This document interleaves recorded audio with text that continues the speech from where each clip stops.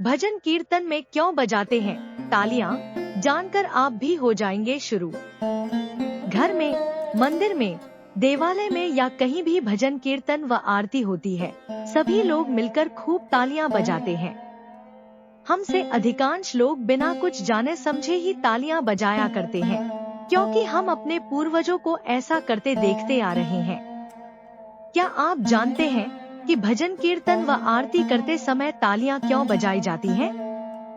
हम आपको आध्यात्मिक और वैज्ञानिक दोनों तरीकों से बताएंगे कि लोग ऐसा क्यों करते हैं। ताली दुनिया का सर्वोत्तम एवं सरल सहज योग है और यदि नियमित रूप से ताली बजाई जाए तो कई तरह की स्वास्थ्य समस्याओं को सुलझाया जा सकता है। प्रतिदिन अगर नियमित रूप से 2 मिनट भी तालियां बजाई जाएं, तो फिर किसी हठयोग या आसनों की जरूरत नहीं रहेगी।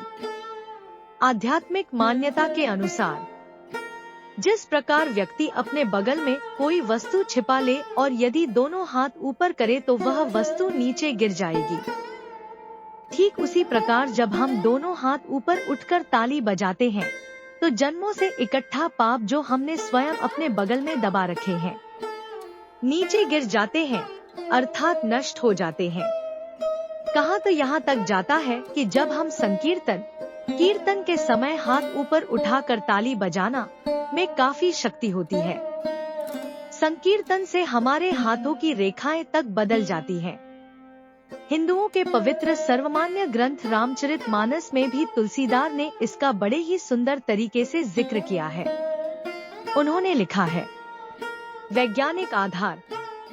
एक्यूप्रेशर सिद्धांत के अनुसार मनुष्य के हाथों में पूरे शरीर के अंग व प्रत्यंग के दबाव बिंदु होते हैं, जिनको दबाने पर संबंधित अंग तक खून व ऑक्सीजन का प्रवाह पहुंचने लगता है और धीरे धीरे वह रोग ठीक होने लगता है। यह जानकर आप सभी को बेहद खुशी होगी कि इन सभी दबाव बिंदुओं को दबाने का सबसे प्रभावी व सरल तरीका होता है ताली बजाना। ताली के प्रकार व लाभ। एक ताली में बाएं हाथ की हथेली पर दाएं हाथ की चारों अंगुलियों को एक साथ तेज दबाव के साथ इस प्रकार मारा जाता है कि दबाव पूरा हो और आवाज अच्छी आए। इस प्रकार की ताली से बाएं हथेली के फेफड़े, लीवर, पित्ताशय, गुर्दे, छोटी आंत व बड़ी आंत तथा दाएं हाथ की अंगुली के साइनस के दबाव बिंदु दबते हैं। इससे इन अंगों तक खून का प्रवाह तीव्र होने लगता है। इस तरह की ताली को तब तक बजाना चाहिए जब तक हथेली लाल न हो जाए। इस प्रकार की ताली बजाने से कब्ज, एसिडिटी, मूत्र संक्रमण, खून की कमी व श्वास लेने में तकलीफ जैसे रोगों में लाभ पहुंचता है।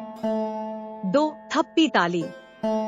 ताली में दोनों हाथों के अंगूठे से कनिष्का, कनिष्का से तर्जनी, तर्जनी से सभी अंगुलियां अपने समानांतर दूसरे हाथ की अंगुलियों पर पड़ती हो, हथेली पर पड़ती हो। इस प्रकार की ताली की आवाज बहुत तेज व काफी दूर तक जाती है।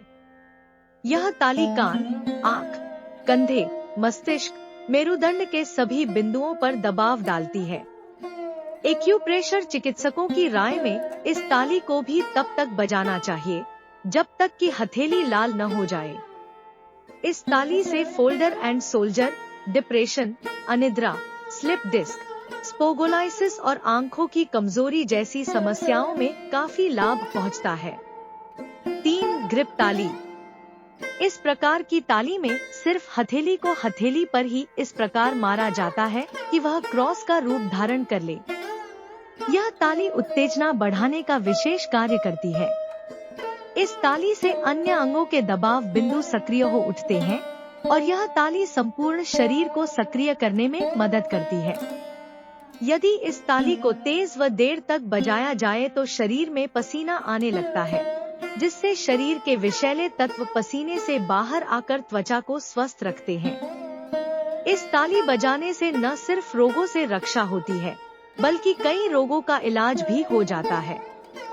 जिस प्रकार से ताला खोलने के लिए चाबी की आवश्यकता होती है, ठीक उसी तरह कई रोगों को दूर करने में यह ताली न सिर्फ चाबी का ही काम करती है, बल्कि कई रोगों का ताला खोलने वाली होने से इसे मास्टर चाबी भी कहा जाता है।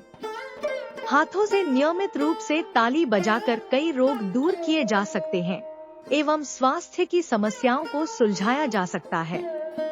एक्यूप्रेशर के प्रभाव एवं दुष्प्रभावों को, जिन्हें हम आज नहीं समझ पाते हैं, उन्हें हमारे पूर्वज ऋषि मुनि हजारों लाखों लाख पहले ही जान गए थे। अब हर किसी को बारी बारी शारीरिक संरचना की इतनी गूढ़ बातें समझानी संभव नहीं थी, इसलिए हमारे पूर्वजों ने इसे एक परंपरा का रूप दे दिया।